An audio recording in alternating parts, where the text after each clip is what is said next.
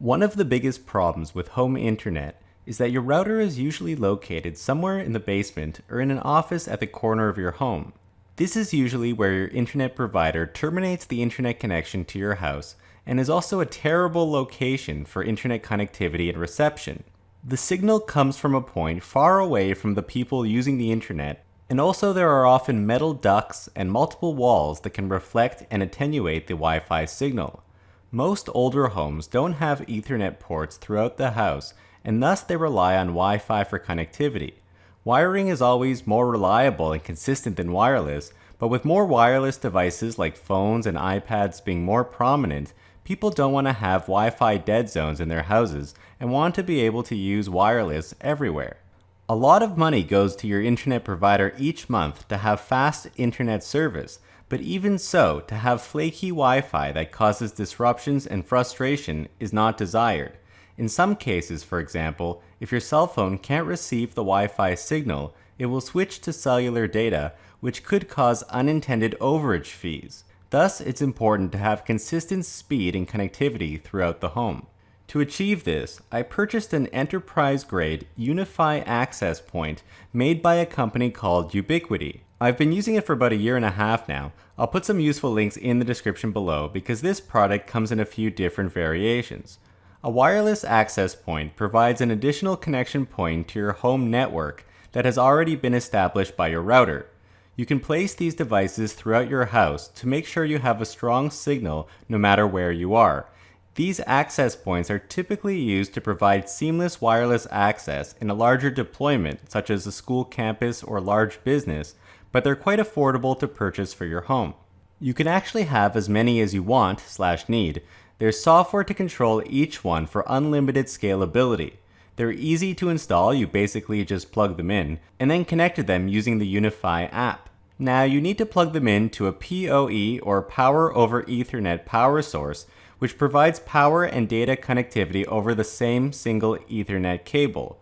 This is very beneficial if there isn't a wall outlet nearby. You only need to run a single network cable to where you want to place your access point.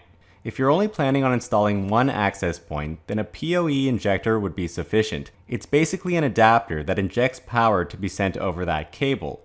One side goes into your routing hardware and the other connects to the Ethernet cable where your access point will be installed, and there's an outlet connection for power.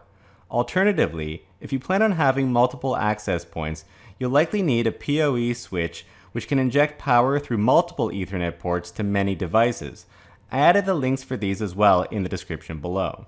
Okay, now there are a few access point variations to choose from, and I'll go over their benefits. The ones that make the most sense for home use in my opinion are the AP Pro and the Nano HD. The second one wasn't available when I bought my Pro, but it's probably the one I would go with nowadays. The advantages of the Pro is that it's designed to handle an outdoor environment if needed, although I wouldn't recommend placing one directly in the elements. The Nano contains an additional antenna, so it can handle more connected devices while maintaining fast speeds. They both support 2.4 and 5 GHz, which is dual band wireless. The Nano supports theoretical speeds up to 1733 megabits per second on 5 GHz. The device itself is also physically much smaller than the Pro, so the Nano HD is better and costs a bit more, while the Pro is cheaper and outdoor rated.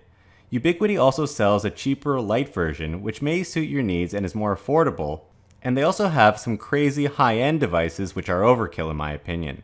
But the two I selected here can support 200 devices, which is more than enough, but keep in mind that the more devices you add to a single access point, they share the available wireless bandwidth. So for myself, I got the Pro version as I mentioned, which was more cost-effective at the time. Again, today I would probably get the Nano HD. My router is in the basement and the signal is very weak on the top floor, so I mounted a Unifi access point to the ceiling on the top floor.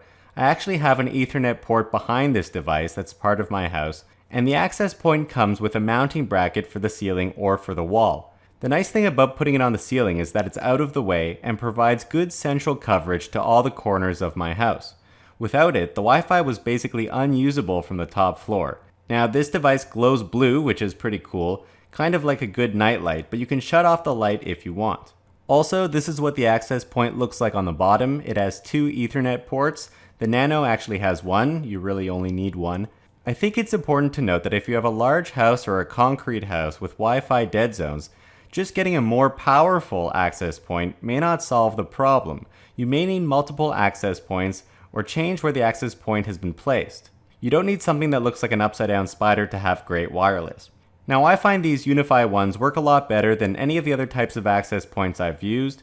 As I've said, I've used this one for about 1.5 years and it's been working exactly as expected with no issues at all. If you have any questions, let me know in the comments section below. Don't forget to check the description for the links I provided, and be sure to hit the like button if you found this video informative. Thanks very much.